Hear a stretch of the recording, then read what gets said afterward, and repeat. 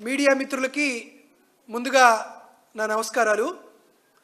ఆంధ్రప్రదేశ్ రాష్ట్రంలో కూటమి ప్రభుత్వం అధికారంలోకి వచ్చిన నాటి నుండి ఒక రెడ్ బుక్ రాజ్యాంగం పేరుతో చంద్రబాబు నాయుడు అండ్ కో, ముఖ్యంగా డూప్లికేట్ సీఎం నారా లోకేష్ చేస్తున్నటువంటి అరాచకాలకు అంతు పొంతు లేదు. ఆంధ్రప్రదేశ్ రాష్ట్రంలో ఈ రెడ్ బుక్ రాజ్యాంగానికి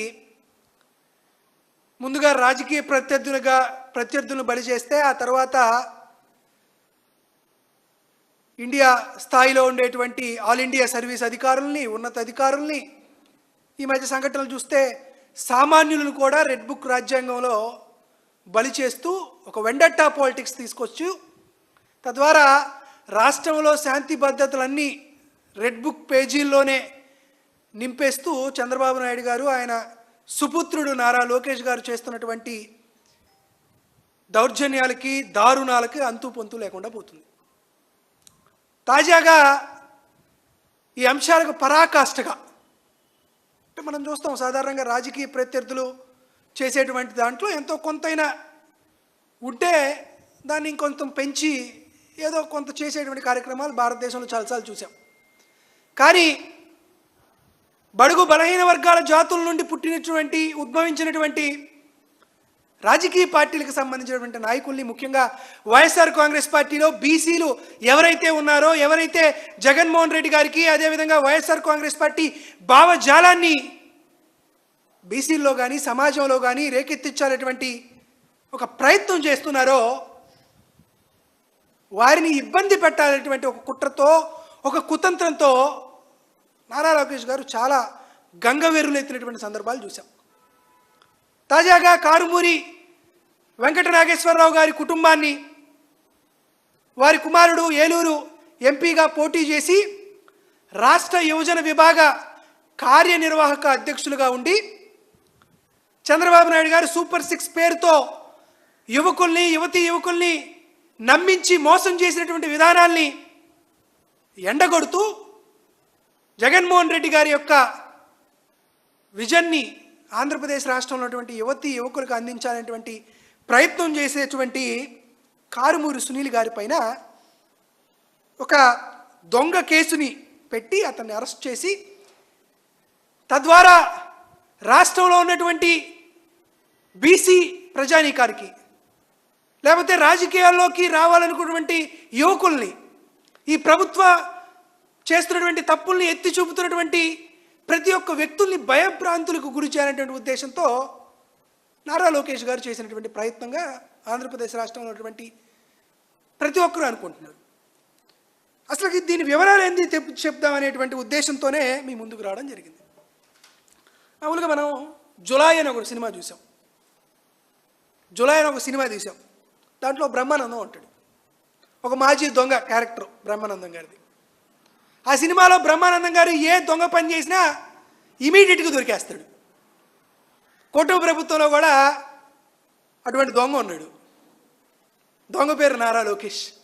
జులై సినిమాలో బ్రహ్మానందం గారు ఎట్లుంటారో కూటమి ప్రభుత్వంలో నారా లోకేష్ గారు అట్లా. ఈ రాష్ట్రంలో ఎటువంటి దొంగ కేసు పెట్టినా 5-10 నిమిషాల్లో నారా లోకేష్ దొరికేస్తాడు. ఎందుకంటే బ్రహ్మానందం గారి క్యారెక్టర్ కాబట్టి. సో ఈ మద్యం రవాణా పైన కూడా చంద్రబాబు నాయుడు గారు, లోకేష్ గారు మద్యం స్కామ్ జరిగింది. ఈ కూటమి ప్రభుత్వం అధికారంలోకి వచ్చిన తర్వాత నుంచి ఇదే పని, మద్యం స్కామ్ జరిగింది. అసలు మద్యం స్కామ్ ఎందుకు జరిగిందా? జగన్మోహన్ రెడ్డి గారు ముఖ్యమంత్రిగా ఉండగా, వైఎస్ఆర్ కాంగ్రెస్ పార్టీ ప్రభుత్వం ప్రాతినిధ్యం వహిస్తుండగా దుకాణాలు ప్రభుత్వానివి, అమ్మకాలు ప్రభుత్వానివి, అమ్మేది ప్రభుత్వ ఉద్యోగులు, డబ్బులు లెక్కలు ప్రభుత్వానివి, ఎక్కడ కూడా ప్రైవేటు వ్యక్తుల యొక్క ప్రమేయం లేనిటువంటి పాలసీలో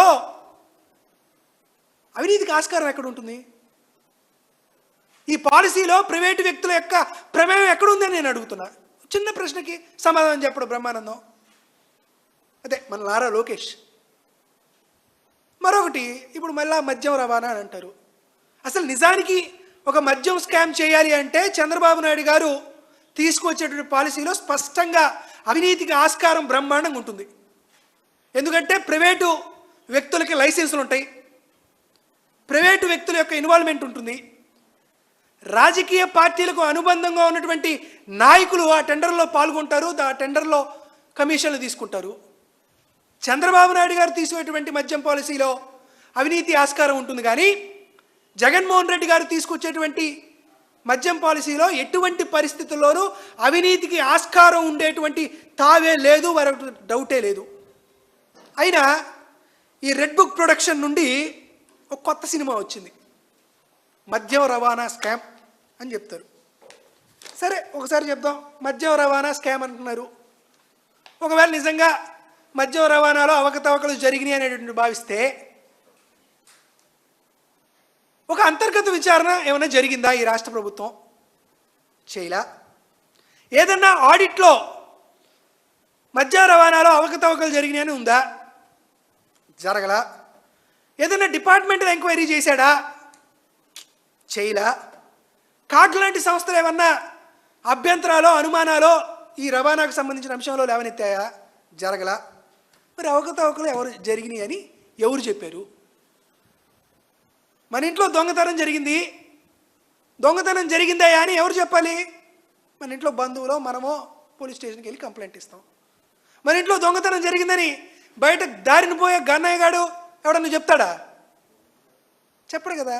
కానీ జూన్ 4, 2024 బ్రహ్మానందం అలియాస్ నారా లోకేష్ గారు ఈ రాష్ట్రానికి డూప్లికేట్ సీఎం అయిన తర్వాత 494 రోజుల తర్వాత అక్టోబర్ 10, 2025 ఒక కంప్లైంట్ వచ్చింది.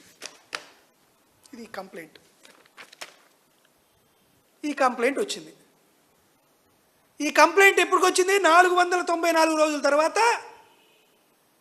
ఈ రాష్ట్ర ప్రభుత్వంలో ఉన్నటువంటి ఏ ప్రభుత్వ అధికారికి కానీ, ఏ అంతర్గత విచారణలో కానీ, ఏ డిపార్ట్మెంటల్ ఎంక్వైరీలో కానీ, ఎటువంటి ఆడిట్ రిపోర్ట్లో కానీ, లేకపోతే కాగ్ లేవనెత్తినటువంటి అంశాల్లో కానీ మద్యం రవాణాలో అవకతవకలు జరిగినాయి అని ఎవరికి తెలియదు. ఎవరు ముందుకు రారు, ఎవరు చెప్పరు, ఎందుకంటే జరగలేదు కాబట్టి. కానీ నారా లోకేష్ గారి కార్యక్రమం రెడ్ బుక్ ప్రొడక్షన్లో సినిమా రావాలి కదా, 2 నెలలకో 3 నెలలకో ఒకసారి. ఆ సినిమాలో వచ్చినటువంటి ఎపిసోడు ఈ కంప్లైంట్ కాపీ వచ్చింది. ఎప్పుడు వచ్చింది? అక్టోబర్ 1, 2025 కంప్లైంట్ కాపీ వచ్చింది. ఈ కంప్లైంట్ కాపీలో కంప్లైంట్ చేసినటువంటి ఫిర్యాదుదారుడు చెప్తాడు, ఆ మద్యం రవాణాలో 200 కోట్ల స్కామ్ జరిగిందని చెప్తాడు. ఎవరయ్యా ఈ కంప్లైంట్ కాపీ జరిగింది? ఈ సినిమా ఎవరు చేశారు? కంప్లైంట్ కాపీ 1/10/2025 వచ్చింది. ఇమీడియట్గా డీజీపీ గారు విజిలెన్స్ ఎంక్వైరీకి ఆహ్వానిస్తాడు. సేమ్ గంట కూడా టైం అవ్వదు. ఈ కంప్లైంట్ దారుడు రావడమే లేటు. డీజీపీకి హరీష్ కుమార్ గుప్తా గారు విజిలెన్స్ ఎంక్వైరీకి ఆదేశాలు ఇస్తాడు. ఎంత ఫాస్ట్గా జరిగిందో చూడు. గాదే సాయి కృష్ణ లాంటి ఒక వ్యక్తి కస్టడీలో హత్య జరిగిందని వాళ్ళ అమ్మగారు 2 నెలల పాటు జరుగుతుంటే దాని మీద ముందుకు అడుగేది, కానీ కంప్లైంట్ దారిని పోయి దానయ్య ఏదో 200 కోట్ల స్కామ్ జరిగిందని చెప్పగానే ఇమీడియట్గా విజిలెన్స్ ఎంక్వైరీకి హరీష్ గుప్తా గారు ముందుకు పెడతారు. సరే, ఈ కంప్లైంట్ ఎవరు ఇచ్చారు ఒకసారి చూద్దాం. ఫోటోలు వచ్చేస్తున్నాయి, కనపడుతున్నారా పాపం? స్కామ్ జరిగిందని ఈ రాష్ట్ర ప్రభుత్వంలో ఉన్నటువంటి ఏ అంతర్గత విచారణ జరగదో, ఏ ప్రభుత్వ అధికారి చెప్పడో, ఏ ఉన్నతాధికారి దృష్టిలో ఉండదో. కానీ నారా లోకేష్ గారికి అనుంగ శిష్యుడిగా ఉండి ఈ వ్యక్తి చెప్తాడు. ఫిర్యాదుదారుడు ముఖ్యమంత్రి చంద్రబాబు నాయుడు గారితో ఉన్నటువంటి ఫోటో ఒకటి, డూప్లికేట్ సీఎం నారా లోకేష్ గారితో ఉన్నటువంటి ఫోటో. చిక్కటి చిరునవ్వులు చూడు, ఎంత బ్రహ్మాండంగా ఉన్నారు వాళ్ళు. నెక్స్ట్ ఫోటో చూడండి. ఇతను కంప్లైంట్ దారుడు. ఈ కంప్లైంట్ దారుడు ఏం చేస్తుంటాడు? తెలుగుదేశం పార్టీ అనుబంధ విభాగం అయినటువంటి TNSF, తెలుగునాడు స్టూడెంట్ ఫెడరేషన్లో ఈ కంప్లైంట్ దారుడు రాష్ట్ర ప్రధాన కార్యదర్శిగా తెలుగుదేశం పార్టీ ఆఫీస్లో పనిచేసేటువంటి వ్యక్తి. మద్యం రవాణాలో ఎటువంటి అవకతవకలు జరగలేదు కాబట్టి ఇక్కడ ఫిర్యాదు చేసేటువంటి అవకాశమే లేదు అని ప్రభుత్వంలో ఉన్నటువంటి ఉన్నతాధికారులు అందరూ కూడా లేని స్కామ్కి లేకపోతే లేని కుంభకోణం గురించి మనం కంప్లైంట్ ఇవ్వడం అని ఎందుకని అందరూ వదిలేస్తే, కేవలం కారుమూరి కుటుంబాన్ని, ఒక మాజీ ముఖ్యమంత్రిగా ఉన్నటువంటి జగన్మోహన్ రెడ్డి గారిని, తద్వారా వైఎస్ఆర్ కాంగ్రెస్ పార్టీకి సంబంధించినటువంటి నేతలందరినీ ఇబ్బంది పెట్టాలన్నటువంటి ఏకైక లక్ష్యంతో నారా లోకేష్ గారి ప్రొడక్షన్లో ఆయనే కథ, ఆయనే నిర్మాత, ఆయనే దర్శకత్వం, ఆయనే స్క్రీన్ ప్లేతో జరిగినటువంటి ఫిర్యాదు. ఆ ఫిర్యాదు ఆధారంగా ఆ ఫిర్యాదుదారుడు తెలుగులో రాసిస్తే దాన్ని ఇంగ్లీష్లోకి తర్జుమా చేసి ఒక విజిలెన్స్ రిపోర్ట్ అని తీసుకొచ్చి దాని మీద ఒక కేసు కడతారు. పాపం ఈ పిల్లోడు 200 కోట్లు అని చెప్పాడు. హరీష్ కుమార్ గుప్తా గారు 200 కోట్లు రాస్తే సమస్య ఏమైద్దేమో అని పాపం 195 కోట్లు అని రాశాడు. అంటే మొత్తానికి ఏం చెప్పదలుచుకున్నామంటే ఈ విచారణ అంతా పూర్తిగా, ఫిర్యాదు అంతా పూర్తిగా తెలుగుదేశం పార్టీ కార్యాలయంలో తయారైనటువంటి స్క్రిప్ట్ ప్రకారమే ఈ విచారణ జరిగింది. వారిచ్చినటువంటి ఎలిగేషన్స్ పైన మాత్రమే ఇది జరిగింది. ఏ ప్రభుత్వ అధికారి కానీ, ఏ విచారణ సంస్థ కానీ అసలు అవకతవకలు జరిగినాయని, స్కామ్ జరిగిందని గుర్తించలేదు అనేది ఒకటి విషయం. దీంతో పాటు చంద్రబాబు నాయుడు గారు అనుకో ఎల్లో మీడియా కొన్ని కామెంట్స్ చేస్తున్నారు. భలే ఆశ్చర్యంగా అనిపించింది.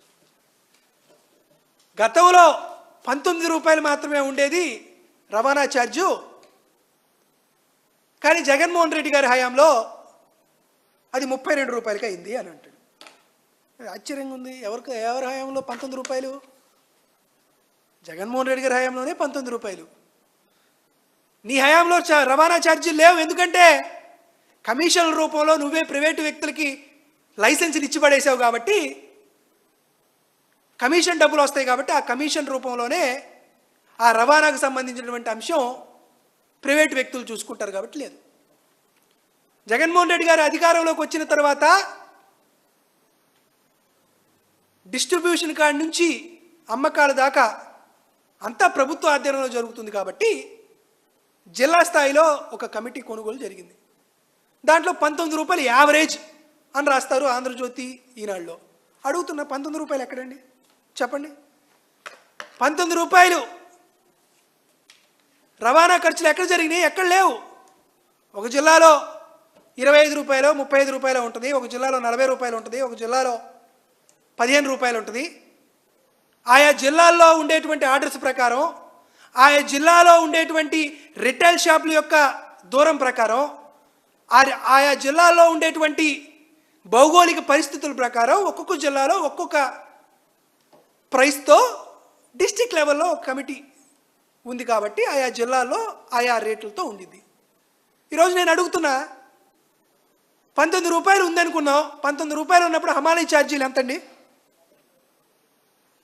హమాలీ ఛార్జీలు ఎంత ఇస్తారు? 32 రూపాయలు ఉన్నప్పుడు హమీలీ ఛార్జెస్ ఎంత ఇస్తారు? జిల్లా యూనిట్గా మద్యం రవాణా టెండర్లు పిలిచినప్పుడు ఒక్కొక్క జిల్లాలో ఒక్కొక్క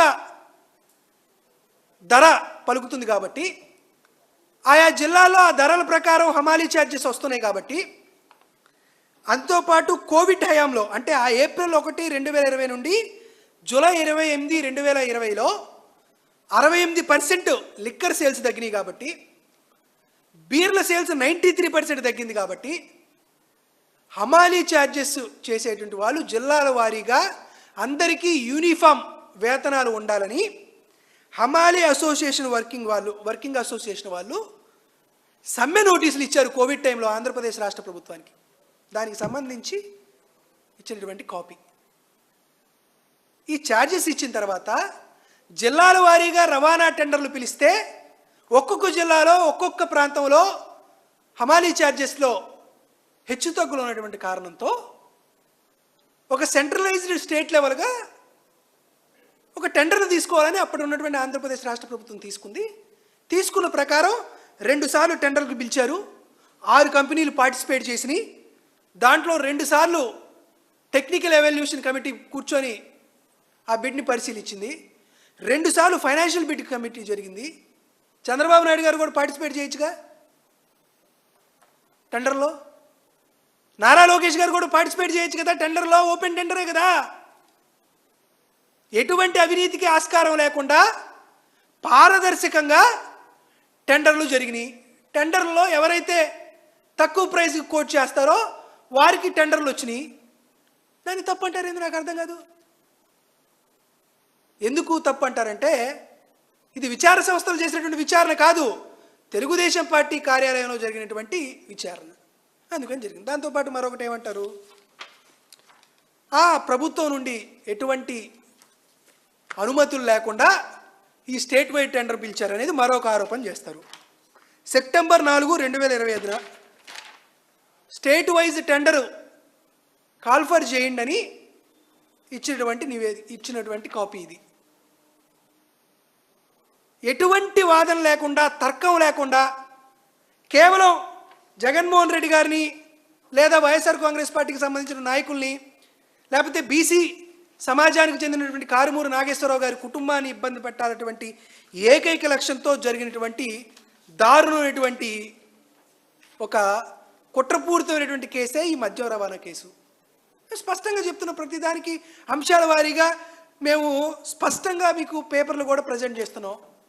కానీ నారా లోకేష్ గారికి ఇదేం పట్టదు. ఏం చేస్తున్నావు నారా లోకేష్ గారు? ఏం చేయబోతున్నారు మీరు?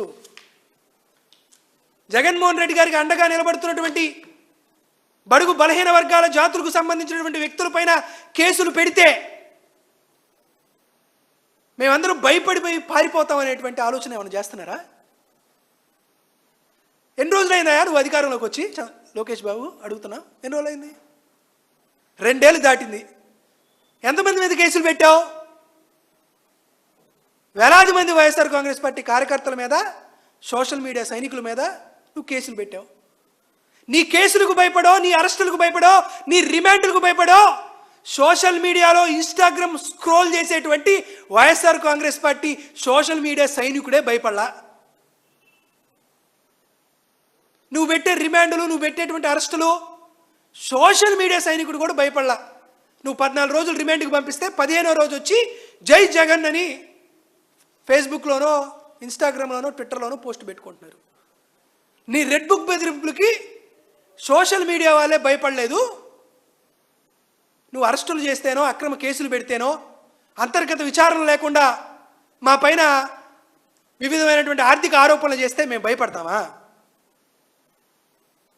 అంటే బడుగు బలహీన వర్గాలు, బీసీకి సంబంధించినటువంటి నేతలు, వారిపైన మీరు కేసులు పెడితే భయపడి పారిపోయి జగన్మోహన్ రెడ్డి గారికి దూరంగా వెళ్ళిపోతామని అనుకుంటున్నావేమో.